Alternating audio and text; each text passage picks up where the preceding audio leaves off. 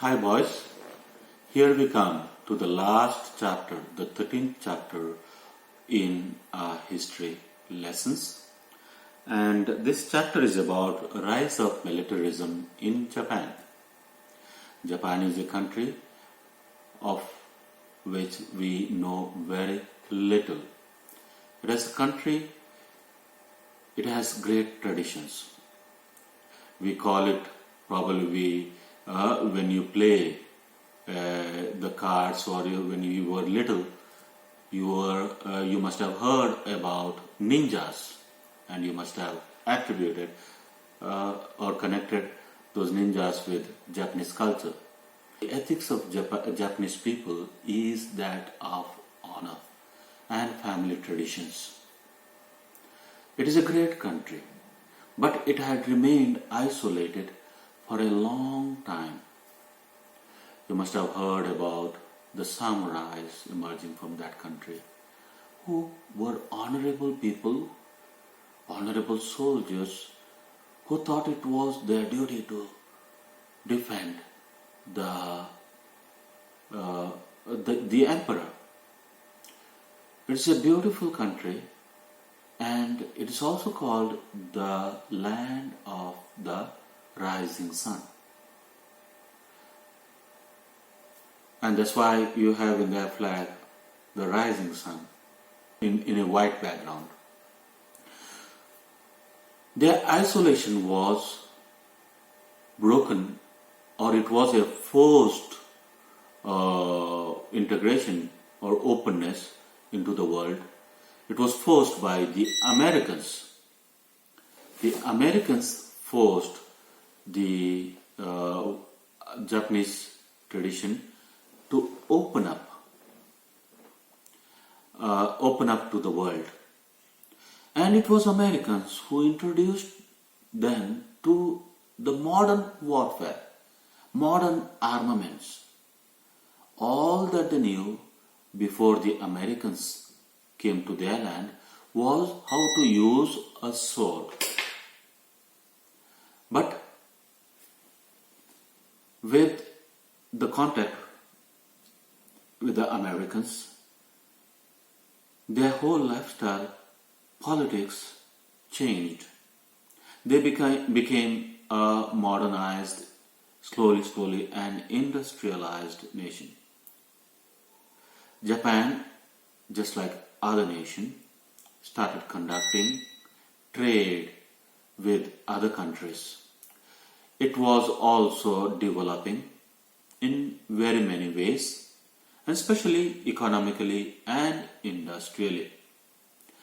When you conduct trade, there is always import as well as export.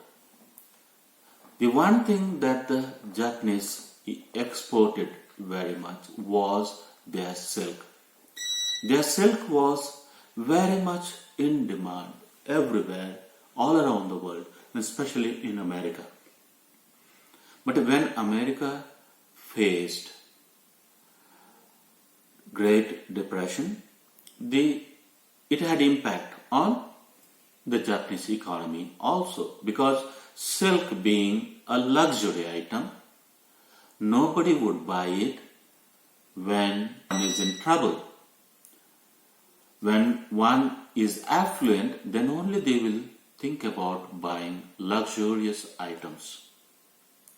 Japan also had its own unemployment problem and its problem of resources.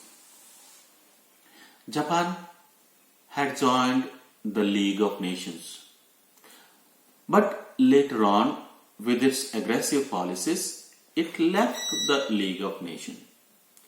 Japan, to satisfy its domestic population, looked towards China as a solution, especially in the region of Manchuria. Manchuria was a Chinese province where there were resources, and Japan had its trade relation. It followed an aggressive policy and it attacked Manchuria,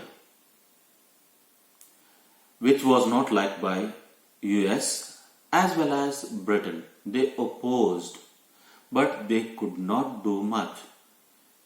And in the meantime, Japan had left the League of Nations. And this happened in 1930s, in the beginning of 1930s, 1931 and 1932. Japan then followed an aggressive military policy, and General Tojo, who was also instrumental or was there in some way participating in the First World War, or at least had his lessons in the First World War, became the general, and it was not the emperor who was leading the government. In one way, it was the military which was leading the government.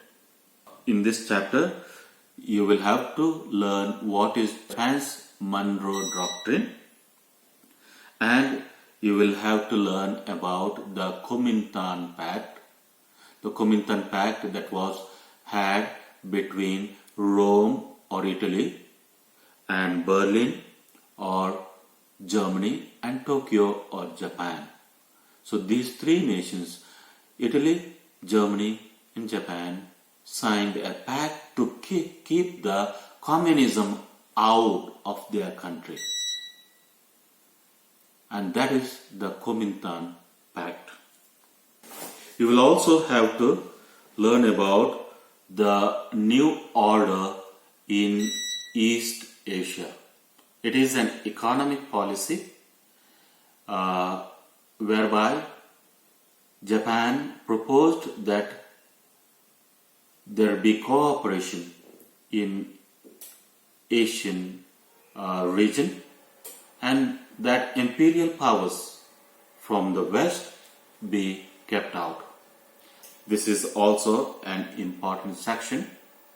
I have given you enough material in the notes.